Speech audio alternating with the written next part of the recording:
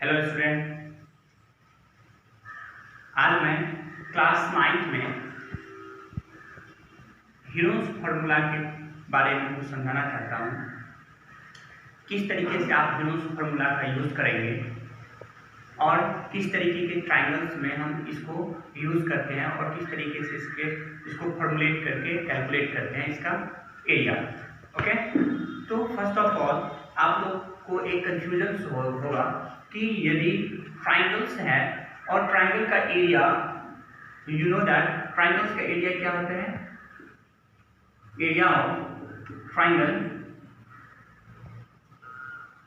Equal to 1/2 base into height. Questions है कि यदि आपको area of triangle 1/2 base into height दिया हुआ है तो फिर हीरोज फार्मूला को यूज करने की क्या पर्पस है? हम इस फार्मूला से ही कैलकुलेट कर सकते हैं एरिया। तो फिर हीरोज फार्मूला को हमने क्यों यूज में लाया? ठीक है, हीरोज एक मैथमेटिशियंस थे, बहुत ही बड़े मैथमेटिशियंस थे ग्रीक में, और उन्होंने बहुत सारे फार्मूला को इंट्रोड्यूस किया और उनके द्वारा दिया हुआ हीरोज फार्मूला, जो कि ट्राइंगल्स में एरिया निकालने में हम काम में लाते हैं, बहुत ही इंपोर्टेंट है।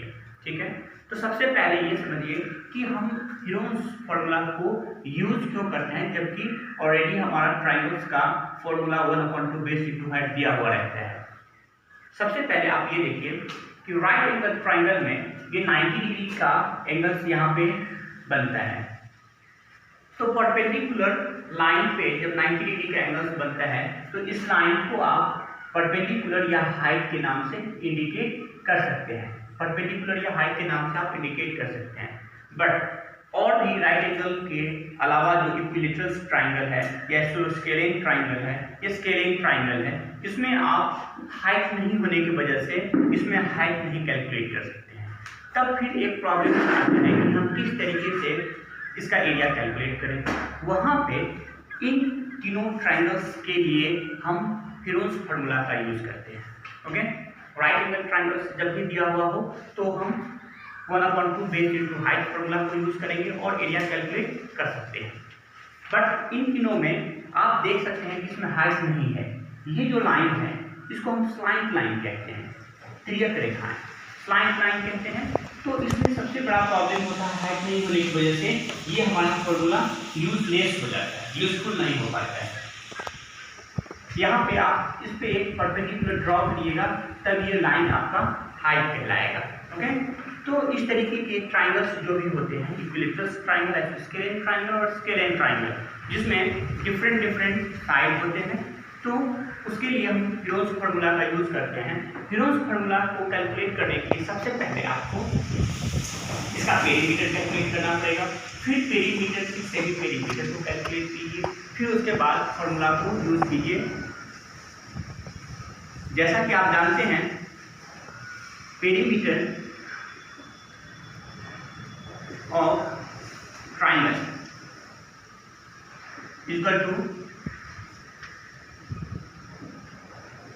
Side plus side plus side, ये होता है। ओके, और इसी को आप जब सेमी पेरीमीटर में कैलकुलेट कीजिएगा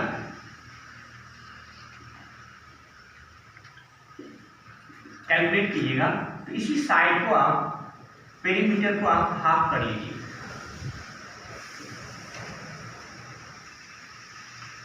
ओके, पेरीमीटर बाय 2 डिवाइड कर लीजिए। अब उसके बाद एरिया कैलकुलेट करने के लिए आप इस फॉर्मूला को यूज कर सकते हैं। S semi perimeter, S means semi perimeter minus 1 side, semi perimeter minus second side and semi perimeter minus third side. S minus A, S minus B, S minus C. ठीक है, तो इस तरीके से आप फॉर्मूला को यूज कर सकते हैं और इजीली आप ड्रॉ कर सकते हैं एरिया। किसमें? इक्विलेटरल ट्राइंगल में, स्केलिंग ट्राइंगल में और स्केलिंग ट्राइंगल में। ओके, आइए क्वेश्चंस इसके बेसिस पे हम सॉल्व करके देखें कि क्या उसका हम किस तरीके से यूज कर सकते हैं। Question says a traffic signal board including school ahead is an equilateral triangle with side A. Find area of signal board using Heron's formula. If its perimeter is 180 cm, what will be the area of signal board? आपको questions में कहता है कि एक signal board है जिस पे लिखा हुआ है कि आगे स्कूल है ना, और वह बोर्ड कैसा है? इक्विलेटरल ट्रायंगल है। इक्विलेटरल ट्रायंगल में जैसा कि आप जानते हैं कि तीनों साइड्स क्या होता है, उसका इक्वल होता है, ए और ए। ओके, इसका एरिया कहता है निकालने के लिए किससे? तो using Heron's formula, using Heron's formula, और पेरीमीटर 180 सेंटीमीटर दिया हुआ है। ओके, तो जब हम इसका यूज करेंगे तो जानते हैं आप लोग, इसको इस तरीके से बनाइए, perimeter of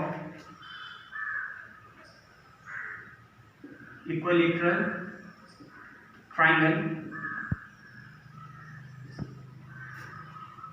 A plus A equal to 3A। Semi perimeter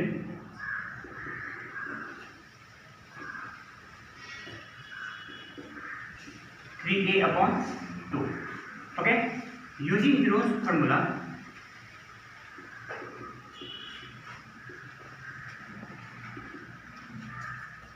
area equal to S minus A, S minus B, S minus C।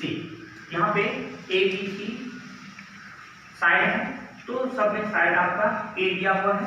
यहाँ पर आप इसको इस तरीके से कैलकुलेट कर सकते हैं, 3A/2 3A/2 minus A, 3A/2 minus A, 3A/2 minus A। एक स्टेप और आइए, 3A/2 3A 2 को एलसीएम करेंगे और यहाँ से इसको मल्टीप्लाई करके -2A 3A minus 2A 3A minus 2A/2। Okay,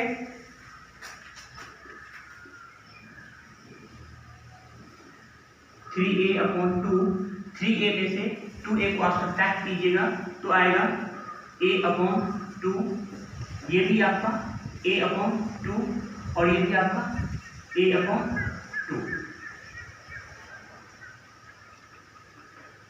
again आप क्या कीजिए, इसमें से आप देख रहे हैं कि एक्चुअली में स्क्वायर रूट में है, रूट के अंदर में है, तो जब आप पेयर बनाते हैं तो 2 का पेयर बना के नंबर्स को रिलीज कर सकते हैं। अब यहाँ पे आपका 4A है तो A² A इंटू A, और नीचे में डिनोमिनेटर में 2 इंटू 2, सेपरेट रहा 3, तो 3 को आप रूट में ले सकते हैं, √3। ओके, तो जब इसको फॉर्मुलेट कीजिएगा तो ये हो जाएगा A²/4 √3। ये होता है इक्विलेटरल ट्रायंगल का एरिया। आप यहाँ पे लिख सकते हैं कि area of equilateral triangle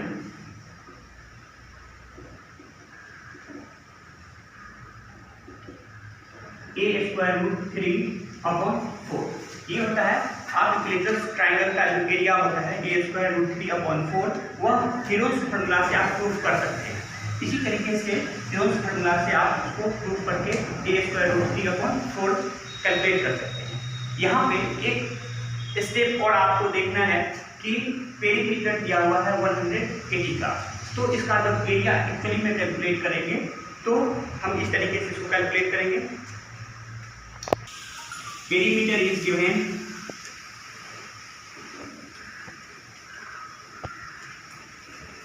perimeter 3A 180 is equal to 3A implies that A equal to 180 divided by 3, 60 centimetre side हुआ इसका। ओके, हम यहाँ पे 60 सेंटीमीटर ले सकते हैं, 60 सेंटीमीटर का साइड हमने कैलकुलेट कर दिया। अब एरिया निकालिए हीरोन्स फार्मूला या आपने ये जो निकाला हुआ है इसके बेसिस पे area equal to a square root 3 upon 4। A square से आप कैलकुलेट कीजिएगा 60 मल्टीप्लाई 60 रूट 3 अपॉन 4। 2 से सब्ट्रैक्ट कीजिए 30